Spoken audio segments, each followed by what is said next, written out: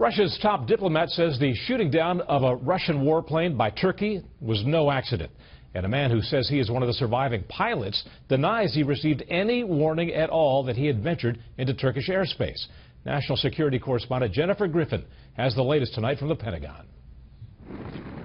One day after a Turkish F-16 shot down a Russian warplane on the Syrian border, Russia and NATO member Turkey moved one step closer to war.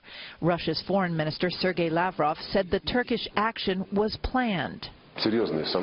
We have serious doubts that it was an unpremeditated act. It looks very much like a provocation. Video released by rebels on the ground shows them shooting and killing one of the Russian pilots as he parachuted to the ground, a war crime according to senior U.S. defense officials. The other Russian pilot was rescued and spoke to reporters while shielding his identity at the Russian air base in Syria, 30 miles south of the Turkish border. He vowed to return to flying to avenge his co-pilot's death. He said their plane never entered Turkey. Actually, there had been no warnings, neither on the radio nor visually.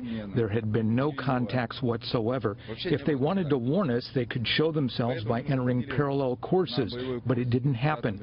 The Turkish Air Force released an audio tape of the warning.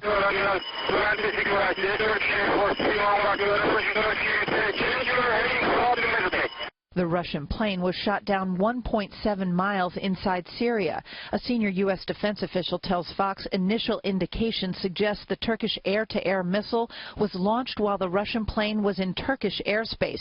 But due to the missile's flight time, about 30 seconds, it followed the Russian aircraft out of Turkish and into Syrian airspace.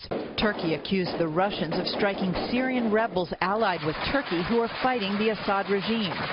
Russian President Vladimir Putin ordered the S-400 air defense system to the Russian base in Syria, whose missiles can threaten any aircraft within 250 miles.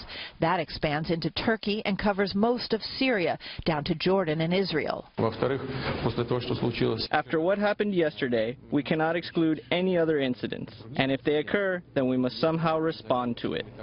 That new Russian air defense system could threaten U.S. military aircraft flying strike missions over Syria and American planes stationed at Incirlik Air Base in southern Turkey, all now within the range of Russian surface-to-air missiles. Doug. Thank you, Jennifer Griffin at the Pentagon.